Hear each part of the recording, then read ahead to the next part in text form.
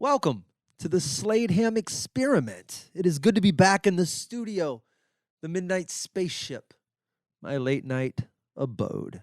I welcome you aboard. I have tea, drinking raspberry honey for those of you curious, and I'm going to talk about a bunch of stuff. This show might happen in segments because I got some things I want to demonstrate, and I can't really do it all in one fell swoop. So, first of all, should we discuss the balloon that took everyone by storm this week? The Chinese spy balloon, that Wile E. Coyote weapon that they sent. I thought everybody was joking. I'm not up to speed on all the current stories. So when someone said, "Did you hear about the Chinese spy balloon?" I certainly thought maybe over Taiwan or somewhere over the East China Sea. I didn't think it was here. I thought for certain there's a lot of space between, well, there and here. How did we get surprised by a balloon? So I don't know anything about it. I heard we shot it down.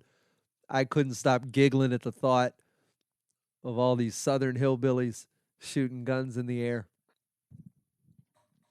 I'll get the balloon. Do you know how guns work? Do you know how gravity works? Have you ever read a physics book in your life? Probably not. But give it a whirl. A balloon is such simple technology. Every time someone told me about it, they said it was a Chinese spy balloon. What I pictured in my head, I don't know why, was a lawn chair hanging from the bottom of the balloon.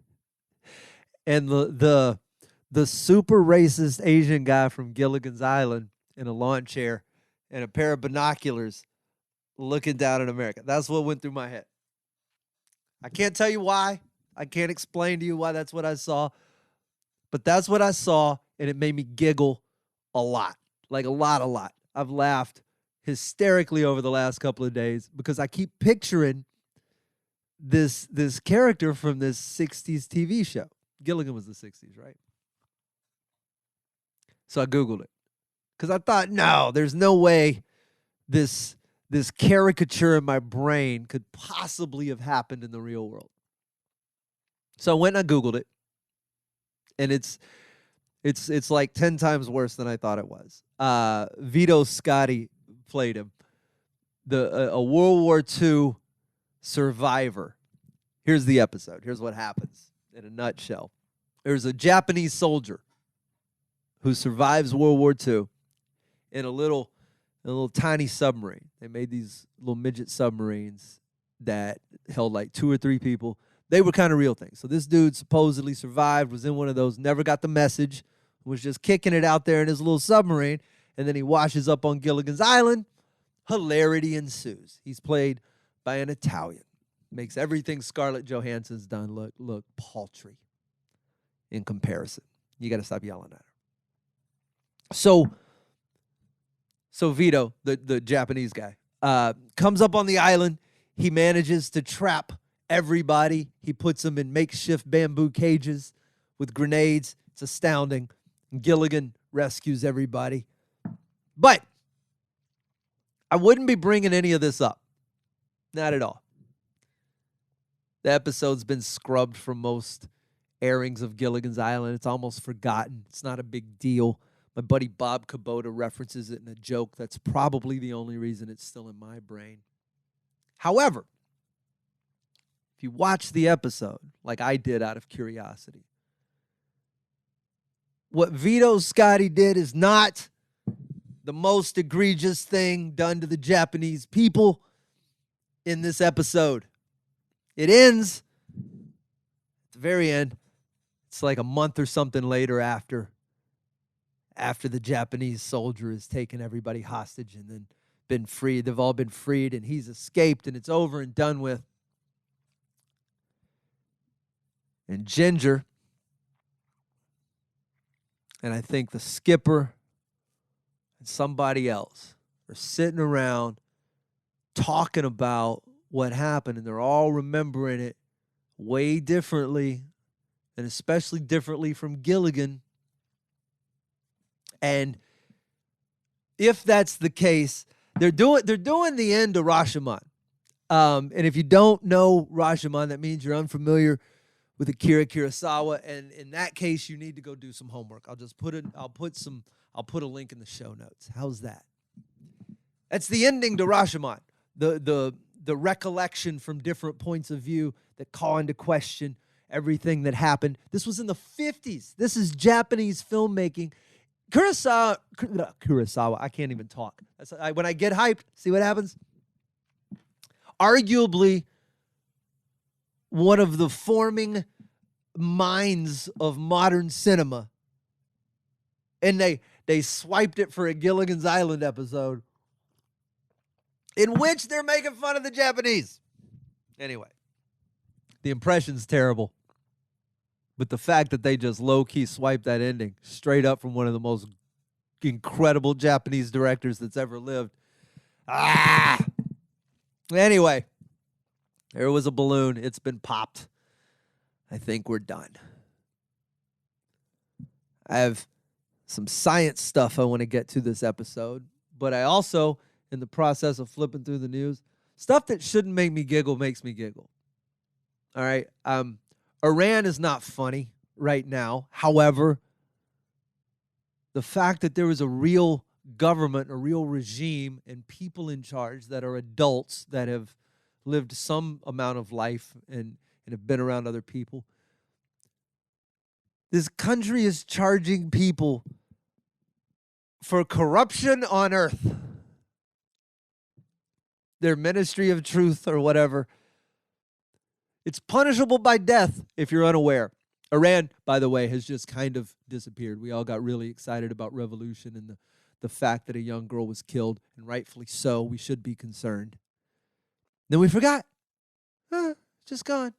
Well, they're still fighting. Most of the Iranian military has shut down the uprising, but over 20,000 people have been arrested. 20,000 people. And a judiciary head that I won't even begin to try to pronounce. They're letting some of the folks go. Up to 10,000 prisoners going to be released.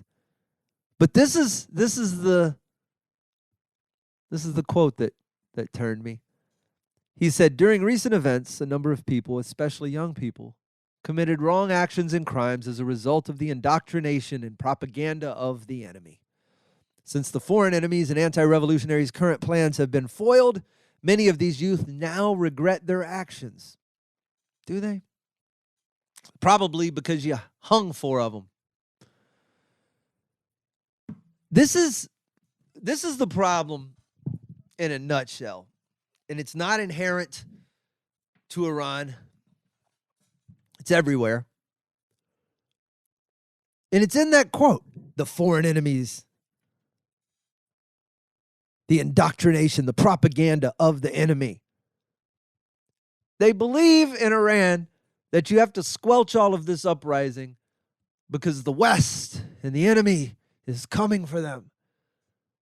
And this is the problem with that kind of thinking. It comes from people. Look at the kinds of people who believe shit like this, right? Think of the this sort of conspiratorial people are coming for our way of life thinking. Where have you heard that before? It's people who think they're the center of the planet. And they think that they think that because they're the center of the planet, everywhere else on the planet is just like their shithole. I mean to strike a nerve and say shithole, but some of these places are shitholes. Can we just get to the bottom of what I'm calling a shithole here? Maybe that's not the right word.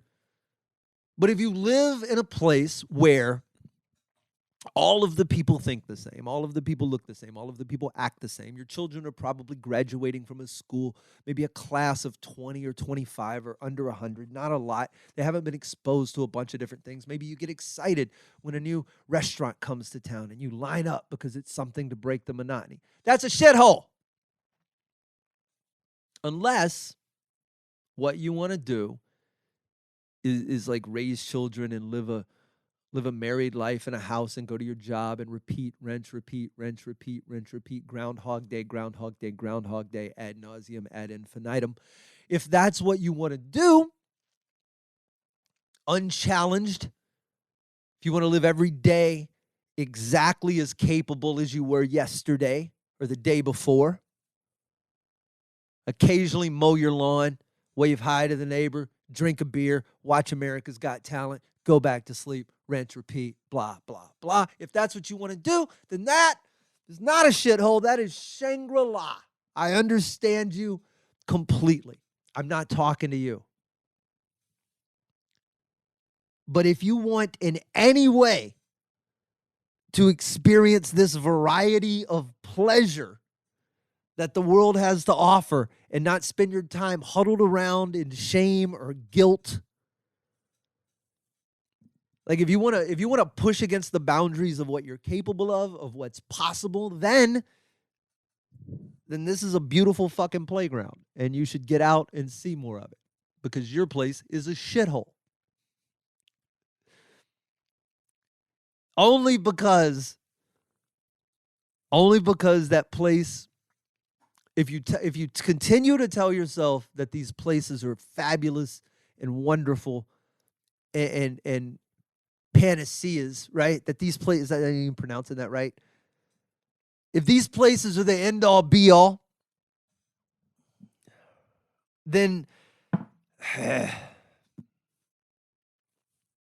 it holds you hostage. That's the problem. If you trick yourself into believing it's so great, you'll never go anywhere else. And I'm just challenging. You don't have to go absorb everything. You don't have to go suck it all in. But nothing cool and new is going to find you in your shithole. It's not. It's not. Nothing forward or progressive or different. Just different. You don't have to accept it. It's not going to find you. Yeah, it is. I got to see all that shit whether I want to or not. Queers everywhere, kissing on TV. Nobody's coming for you.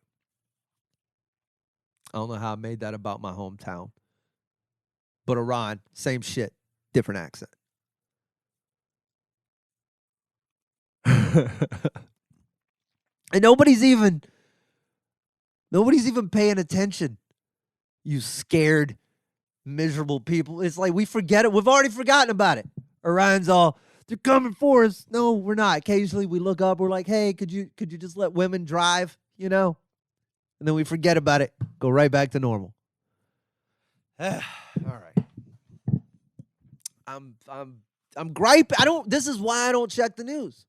This right here makes me feel all ugh. I hope Iran sorts itself out. I hope they topple the whole regime. They should send in Vito Scotti. Let him go take a crack at the Ayatollah with his bag full of grenades and his one-person submarine and his bamboo cages. Anyway, one of the things that got me this week, I go down rabbit holes constantly. When I'm online, I'm constantly falling down rabbit holes of something will jump into my brain. I want to know how it works. 3 hours later, I know everything about it. Or nothing about it, usually.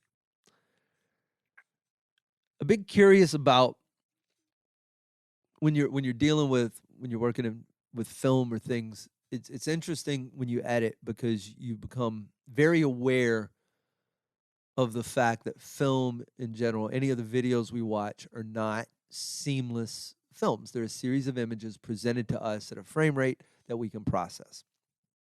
I think I said 29 frames per second on a video before. Someone corrected me that it was 24. Maybe that's actual film. You can shoot at any rate you want to. Thousands of frames per second if you want to get really slow-mo stuff. But it reminds me that everything we're taking in is stitched together in the same way. That our eyes are taking this series of photographs of the world, each one stereoscopy, I guess. Is that the word? Stereoscopy. Two different pictures, making them one. That's the reason that that you don't see your nose, for instance. Most of the day, it's right. If you close your right eye, your nose is in it. If you close your left eye, your nose is in it. But if you open both your eyes, you look out, your nose disappears. You can do the same thing with your finger, right? If you hold your finger up in front of the screen, way away, it's solid. If you move a little closer, even though it's solid with both eyes, it's completely invisible as you look through it. You can figure that out on your own. Our brains will discard information. So this led me to this cool little effect where what we're going to do, we'll look at some different pictures. We'll look at one picture, then we'll just change. We'll change one thing about it and see if you notice. There's a caveat. I'm not going to let you just see the difference, right? This first example, real easy one. Here's a picture. Here's another picture. Do you see the difference? Okay, let's jog them back and forth a little. Very obvious. Now, let's look at the same picture. You see something different? Yeah. Harder, isn't it? Exactly. All right. So, do you see what happened there? We just put a very simple thing in between the two pictures, and your brain suddenly started having trouble. Now, let's do it again. We'll play with the amount of time. I'll do it a little bit longer. And watch how your brain doesn't recall enough of the information to figure out what's different. Let's try that. This kept me entertained all day. Watch this. This is a Halloween street in England. These are all photos I took. Now, look at this photo. Now look at it again. Do you see the difference? All right, let's flash them back and forth a couple of times.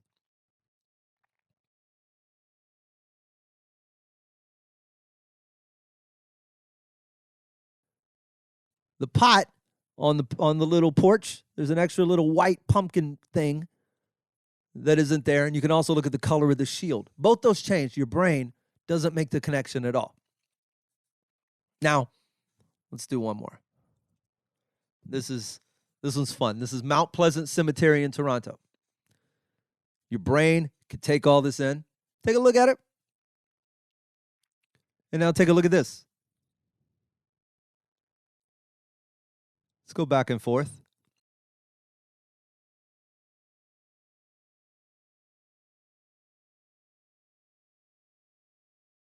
Now, that one might have been a little easier. It's quite a few changes. But do you see? Did you catch it? All of the shadows on the headstones gone. Your brain, our brains, are these stupid machines that are discarding information constantly. That's why I don't trust my memory. A lot of this right here. You put a second of blank space in between two images, and I can't recall enough to tell you the difference. Yet, I'm the first person, something will happen, I'll go home. 3 days later, I'll tell the story, pulling it up from memory, acting like I got all the details right.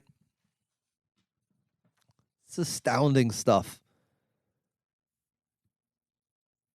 So, I don't know. I like playing with these illusions. If that one flipped you out, it's worth looking up some different things about the way our brains file memories away.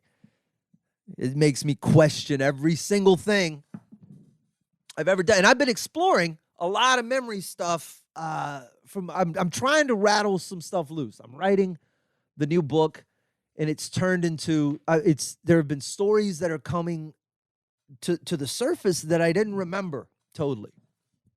Some stuff I talked about on here. I think I told the story of when I got into radio and how I used to break into the production room and make air checks to send to the competition across town. It's on a previous episode. Long and short, though, when I got my first radio job. I'm working in this radio station. The only way to get a real radio job, like on the air, I wasn't on the air. I was just running this Rick D show. So I was playing the CDs in the morning, breaking into the production room, and then trying to make an air check of myself of what I would sound like if I was actually on the radio so I could send it to the competition. Now, to do that, I would have to run the Rick D show, so I'd have to hit play and then run into the other room, and I'd have like 15 minutes to do this. So one day, this is what came. I'd totally forgotten about it. I'm in there. I'm working on my tape, and I completely just lose track of time. Not paying attention, whatever. So I go racing back into the studio, and I'm like, oh, shit.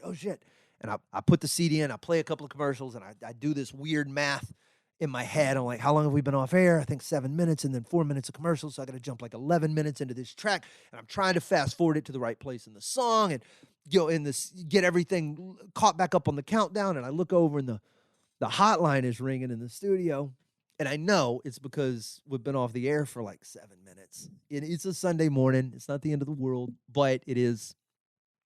So I answer the phone. Hello. The program director is all very calm. Is everything okay? And I panicked, and I just went, yes, the coffee maker caught on fire, but I put it out. Everything's okay. Because I didn't want to tell him that I had, 1, broken into the production room, 2, wasn't paying attention to what I was supposed to be paying attention to, 3, that I was literally basically filling out a job application for the competition every Sunday morning as I came into the station. So I just said, the coffee maker caught on fire. And he goes, okay. So everything's all right. I go, yeah. I caught the show back up, and I put the fire out. Everything's good. I hung up the phone. And then I realized that what if someone questioned this, right? What if someone followed up? So I went into the kitchen breaker, that room, whatever that room is. I took my lighter and I lit the cord of the coffee maker on fire until it was like burning plastic. And then I shot the whole thing with the with the fire extinguisher. And I ruined the coffee maker, the kitchen, whatever. But I had to make my lie true. So that's I don't know where that's stored in my dumb head. It's been dormant like a volcano or a virus for 30 years. It's just been sitting in there. I don't remember any of that. That's probably the most magical thing about writing, is that once you start,